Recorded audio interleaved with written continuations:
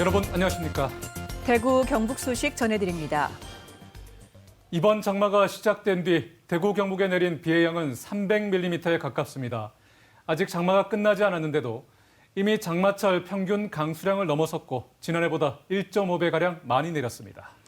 산사태 위험이 어느 때보다 높아졌다는 경고가 계속 나오는 이유인데요.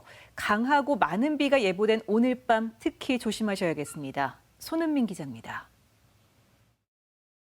새벽 시간 흙더미가 폭포수처럼 쏟아져 주택 지붕과 벽을 뚫고 들어왔습니다. 자고 있던 14개월 아기가 피할 겨를도 없이 흙에 파묻혀 숨졌습니다. 커다란 바위덩이들이 고속도로 한 방향을 가로막았습니다. 산을 깎은 비탈면이 낙석 방지망과 철책을 뚫고 무너져 내렸습니다. 산 중턱에 굴착기 한 대가 고꾸라져 있고 소방대원들이 흙더미 사이에서 숨진 운전기사를 꺼냅니다. 산에 도로를 내는 공사 중이었는데 갑자기 바닥이 무너져 내려 낭떠러지로 굴러떨어졌습니다. 모두 최근 많은 비로 집안이 약해진 게 원인으로 꼽힙니다. 지난달 25일부터 어제까지 대구 경북에 내린 비의 양은 300mm에 육박합니다.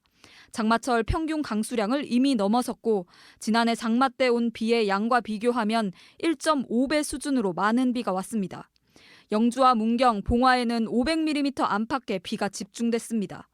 산림당국은 전국적으로 산사태 위험이 매우 큰 상황이라고 보고 있습니다. 특히 한밤중 기습적으로 폭우가 쏟아질 때를 주의해야 합니다. 토양이 가질 수 있는 함수량이 있는데 그 함수량을 일단 어느 정도는 채워 있는 상태고 근데 이제 호우가 갑자기 많이 오게 되면 그 함수량을 넘어서게 되거든요. 산림청이 지정한 산사태 취약 지역은 전국적으로 27,948곳, 이 주변에는 7만 2천 명 넘게 살고 있습니다. 산림청 홈페이지에서 위험지와 대피소 위치를 확인할 수 있습니다. 산지 주변에 사는 사람은 산사태 취약지가 아니더라도 집중호우가 예보된 날엔 미리 대피하는 게 최선이라고 전문가들은 조언합니다. 왜 대피하는 게 최선이냐 하면 사실 비탈면의 붕괴라는 걸 산사태라는 걸 갖다가 예측하는 게 생각보다 쉽지 않아요. 산림청은 또 나무가 기울었거나 흙과 돌이 굴러내려오고 땅속에서 울림이 들리는 등의 징후가 보이면 즉시 대피하고 지자체나 산림당국에 신고해달라고 당부했습니다. MBC 뉴스 손은민입니다. 대구 경북은 정체전선의 영향으로 종일 흐리고 비가 내렸습니다. 비는 모레까지 경북 북부 내륙과 북동 산지에 100에서 250mm, 많은 곳은 300mm 이상 오겠습니다. 대구와 그 밖의 경북 지역에는 50에서 150mm가량 예상됩니다. 자정부터 대구 경북에 호우 예비특보가 예고된 가운데 밤사이 천둥과 번개, 강풍을 동반한 강한 비가 좁은 지역에서 반복해 내리겠습니다. 대구를 비롯해 밤사이 열대가 나타나는 곳도 있겠습니다. 장마철 집중호로 아프리카 돼지열병 전파 위험이 높아지면서 경상북도가 돼지 사육 농가를 대상으로 집중적으로 실태 점검을 벌입니다. 집중호우로 양돈 농장이 침수된 경우 농가는 반드시 방역기관에 신고해 환경검사와 집중 소독을 해야 합니다. 주변 배수로를 정비하고 음용수는 소독하는 한편 오염 가능성 있는 농작물은 농장 안으로 반입하지 말 것을 요청했습니다. 지난 2021년 이후 경북에선 야생 멧돼지 217건에서 아프리카 돼지열병 바이러스가 검출됐습니다. 대구지방환경청은 오늘 오후 3시부터 낙동강 강정고령보 상류 7km 지점에 발령된 조류경보를 해제했습니다. 지난 6월 20일 조류경보 관심 단계 첫 발령 이후 3주 만인데 유해남조류 세포수가 관심 수준 미만으로 측정된 데 따른 것입니다. 최근 비가 많이 내리면서 일사량이 줄고 하천 유량 등이 증가했기 때문으로 분석됐습니다. 다음 소식입니다. 앞서 관련 보도가 있었습니다만 대구 염색산업단지 폐수처리장에서 황산이 누출되는 사고가 발생했습니다. 사람이 다치는 등의 추가 피해가 확인되지는 않았지만 인근 직원들이 긴급 대피하는 등 소동을 빚었습니다. 자칫 큰 사고로 이어질 뻔했습니다. 변예주 기자의 보도입니다. 염색공단 하늘 위로 주황색 연기가 퍼져나갑니다. 저장 탱크에서 흘러나온 황산이 기화돼 공기중으로 확산했습니다. 대구시 서구 염색산단 공동폐수처리장에서 황산이 누출된 건 오늘 오전 8시 50분쯤입니다. 사고 직전인 오전 8시쯤 직원들이 40톤가량의 황산이 들어있던 70톤 용량의 저장 탱크에 23톤을 추가로 넣었습니다. 그런데 화학적인 이상 반응으로 끓어 넘쳤습니다. 다행히 방류벽에 갇혀 외부로 흘러나가지는 않았지만 상당량이 증기로 변해 공기 중으로 퍼진 겁니다. 원래 황산 자체는 전기가 나가지 않는 걸로 되어 있기 때문에 이상 반응이라고 제가 추정으로 말씀드리는 겁니다. 공장 직원 등 20여 명이 긴급 대피했고 이례적인 주황색 연기에 119 등에는 놀란 시민들의 신고가 잇따랐습니다. 황산은 소방당국이 약 40분 만에 밸브를 잠그면서 누출이 멈췄습니다. 다행히 추가 피해는 없는 것으로 파악되고 있습니다. 그거 일부 소량이 누출됐기 때문에 공중에서 또 기화되고 공중에서 중화가 되는 부분이 있기 때문에 아직까지 신고된 부분은 없습니다. 화학사고가 발생하면 주민에게 고지해야 한다는 화학물질 안전관리에 관한 조례도 있었지만 안내 문자는 없었습니다. 이렇게 유출되거나 그 독가스가 있다는 거는 전혀 모르고 살죠. 그냥 평소처럼. 그런 뭐 안내나 교육이나 뭐 위험에 대한 지도를 받은 적은 한 번도 없죠. 대구 서구청은 환경청에서 소량의 유출이고 인체 위해성도 낮다 판단했다며 주민 혼란을 불러일으킬 것을 고려해 안전 문제를 발송하지 않았다고 밝혔습니다. MBC 뉴스 변예주입니다. 지난 4월이죠. 이상 저온으로 경북에서만 3만여 농가가 냉해 피해를 입었습니다. 면적으로는 2만 헥타르가 넘고 사과 피해가 절반 이상을 차지했습니다. 최근 본격적인 피해 조사가 진행 중인 가운데 농작물 재해보험사와 피해 농민들이 조사 결과를 두고 갈등을 빚고 있습니다. 어떻게 된 일인지 이도훈 기자가 취재했습니다. 아침 최저기온이 영하 3도까지 뚝 떨어진 지난 4월. 이상저온으로 냉해 피해를 본 경북 도내 농가는 3만 2천 곳에 이릅니다. 피해 면적은 2만 800여 헥타르인데 사과 피해가 절반 이상을 차지합니다. 영주의 한 사과밭. 냉해로 꽃이 수정되지 않아 사과나무가 횡합니다. 나무 300여 그루에 달린 사과는 고작 800여 개. 하지만 최근 현장을 다녀간 손해평가사는 3,600여 개의 사과가 달렸다고 농작물 재해보험 운영사인 농협손해보험에 보고했습니다. 3년 된 사과나무입니다. 냉해 피해를 입은 이 사과를 포함해 한 나무에 서너 개가 달려 있는데 보험 조사원들은 7개가 더 많은 10여 개가 달려 있다고 판단했습니다.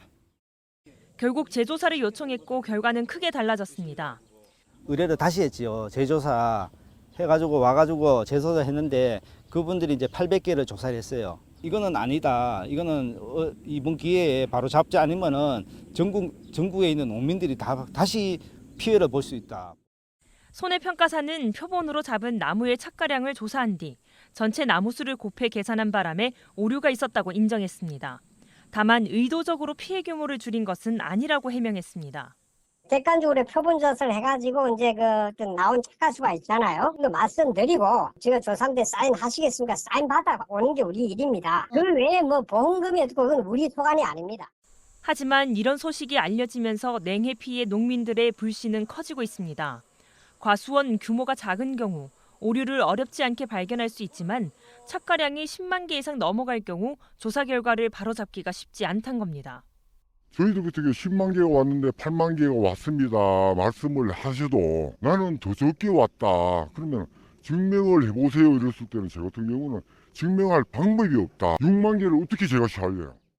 이에 대해 농협손해보험 측은 손해평가에 대한 농가 측의 이의 신청을 모두 받아들이고 있고 재조사 시에는 1차 때와 다른 손해평가사를 보내고 있다며 객관적인 조사를 하고 있다고 밝혔습니다. MBC 뉴스 이도훈입니다. K리그 중위권 순위표가 요동치고 있습니다. 아직 리그 중반이지만 상위 스플릿에 해당하는 6위권 진입을 위한 경쟁이 치열한데요. 22라운드를 마친 가운데 대구FC는 5위에 올라 있습니다. 그런데 3위부터 8위까지의 승점 차가 6점에 불과하다 보니 두세 경기 만에 순위 변동이 가능한데요. 대구에겐 앞으로 2경기가 매우 중요합니다. 서권 기자입니다. 홈에서 펼쳐진 리그 11위 강원과 맞대결에서 아쉬운 0대0 무승부를 기록한 대구.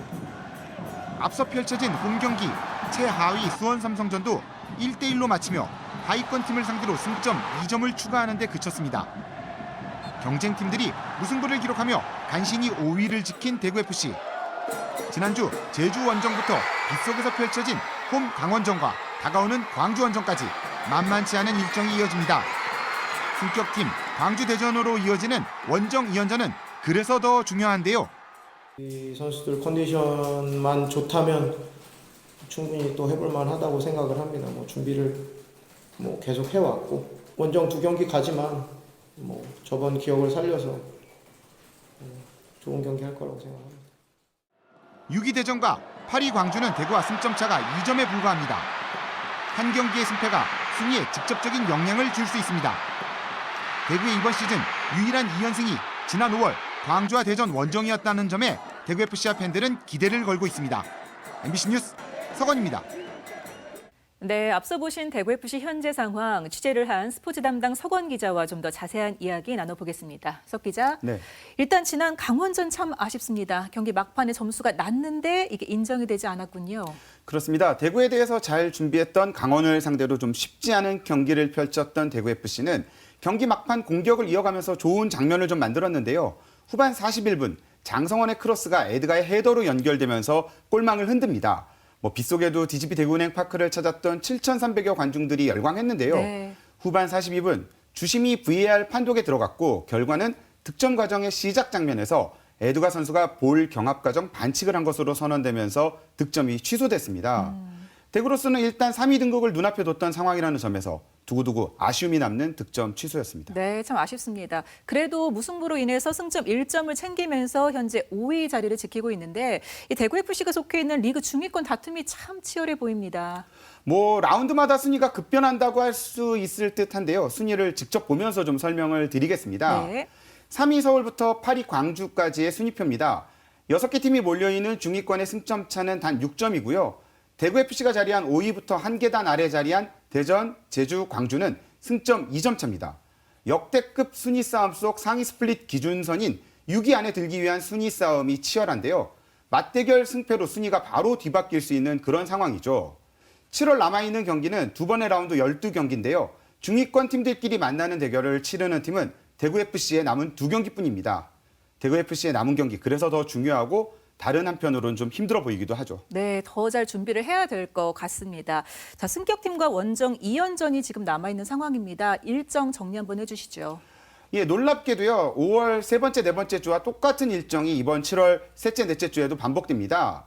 세 번째 주 토요일인 15일 광주로 원정을 떠나는 대구는 한 주 뒤인 22일 대전 원정으로 이어지는 일정을 앞두고 있습니다. 이번 시즌 대구는 광주에게 홈에서 지고 원정에선 이겼고요. 대전을 상대로는 두 번 모두 1대0 승리를 거뒀습니다. 특히 광주 대전으로 이어졌던 5월 원정 2연전에서 대구는 이번 시즌 유일한 연승을 기록하기도 했는데요. 당시의 짜릿한 경험을 이번 원정 2연전에서 다시 보여줄 수 있을지도 기대감이 큰 상황입니다. 이번 2연전 결과에 따라 대구는 4위권 도약도 가능한 만큼 총력전이 예상됩니다. 네, 지난번 같은 좀 좋은 결과가 있기를 기대해 보면서 다음 달에는 상위권 도약을 주제로 이야기 나눴으면 좋겠네요. 오늘 말씀 고맙습니다.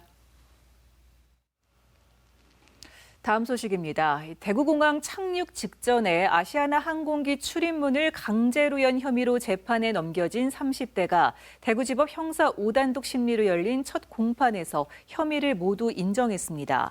변호인은 이 남성의 정신 감정을 요청했습니다. 검사가 의문을 제기하자 재판부는 다음 기일에 정신감정 여부를 결정하기로 했습니다. 앞서 이 남성은 지난 5월 26일 낮 12시 37분쯤 아시아나 항공기가 대구공항 상공 고도 224m에서 시속 260km로 하강하던 중 비상 탈출구 출입문 레버를 조작해 문을 연 혐의로 구속 기소됐습니다. 대구시가 정책 토론을 무더기로 수용하지 않기로 한 가운데 유일하게 수용한 안건에 대한 토론은 열릴 것으로 보입니다. 위기가구 종합지원계획 정책 토론을 대표로 청구한 우리복지 시민연합 은재식 사무처장은 대구시의 전례 없는 검증과 모욕에도 정책 토론을 살리는 길은 정책 토론을 개최하는 길밖에 없다며 대구시가 통보한 정책 토론 개회를 수용하기로 했습니다. 그러면서 대구시가 위법하지 않은 일반적 오류를 큰 문제인 듯 악의적으로 선전했다며 정책 토론을 유명무실하게 만들려는 의도라고 비판했습니다.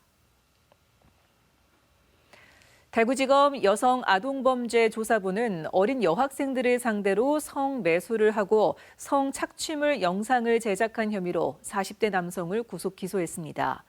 대구에서 중학교 방과후 강사로 일한 이 남성은 온라인 채팅으로 12살에서 15살의 여학생 4명에게 접근한 뒤 현금 등을 주고 20차례에 걸쳐 성매수한 혐의를 받습니다. 이 가운데 3명을 상대로는 성착취물 11건을 제작한 혐의도 받고 있습니다. 경북교육청은 올해 형편이 어려운 소외계층 학생들의 교육 정보화 지원 사업에 58억 2천만 원의 예산을 투입합니다. 기초생활수급자와 한부모 가족 보호 대상자, 법정 차상위 계층 등의 인터넷 통신비 9,600여 회선, 노트북 2,500대를 지원합니다. 노트북은 대상 가구의 초등학교 4학년에서 중학교 3학년 자녀에게 가정당 1대씩 지원하며 최근 5년 이내 같은 사업으로 지원받은 이력이 있는 가구는 제외됩니다. 보건의료노조가 오늘부터 이틀간 총파업에 들어갔습니다. 대구 경북에서는 대구 보훈병원과 적십자사, 대구 경북 혈액원 등 5개 의료기관에서 약 200명이 파업에 참여하고 있습니다. 영남대 의료원 노조는 경북 진호위가 노사협상 조정 기간을 연장하면서 파업에 참여하지 못했습니다. 노조 측은 간호간병 통합서비스 전면 확대와 불법 의료행위 근절을 위한 의료 인력 확충 등을 요구하고 있습니다.